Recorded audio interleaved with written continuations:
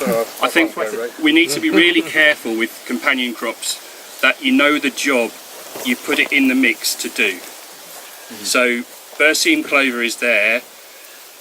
I would forget about its benefits on flea beetle other than helping your rape to get established better and more quickly, so it's at a stage where flea beetle are a problem for less time. That's the principle I have anyway.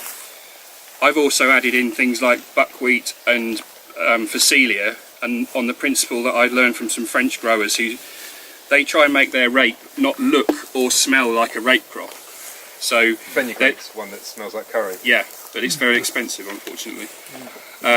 So those disguise crops are doing an entirely different job to the berseem clover, and an entirely different job again from the white clover, which is, we grew it up in Cambridgeshire because we had a big blackgrass problem, and what we were trying to do with the clover was try and feed some of the mycorrhiza in a brassica crop, but also stabilise the soil surface for the following wheat drilling.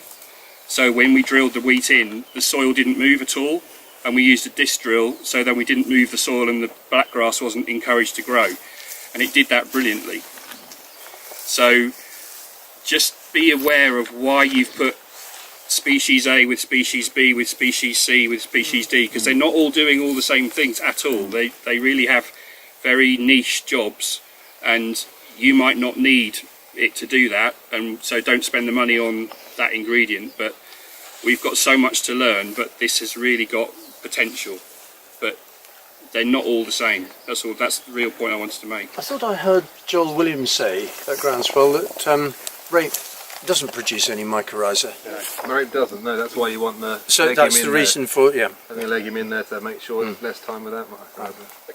Thank you. I guess the other thing worth mentioning is work that's been done on kind of push-pull type systems with rape as well. So Sam Cook was going to be here and explain much more on the work that she's been doing, and also Andy Barr, who's one of your neighbours. So they've looked at putting white mustard on the outside. Andy's putting beans inside the crop. Sam had put lavender. I'm not sure how that works on a farm level, with the idea that you've got something in the crop that's pushing the insects out. There's a kind of olfactory effect, and then something on the outside that's pulling them out there. So that's one idea that people are experimenting with. And the other thing I've seen in France that I'm really curious why we're not doing more of here is variety mixtures. So earlier flowering, this is for pollen beetle, but earlier flowering varieties of oilseed rape basically sold in the same mixture as a trap crop. So basically flowers earlier, pollen beetle goes through that part of its life cycle and basically becomes a beneficial insect in your crop. So there's things that we could be looking at, and I don't know if that's a supply chain issue or where but it's something interesting anyway.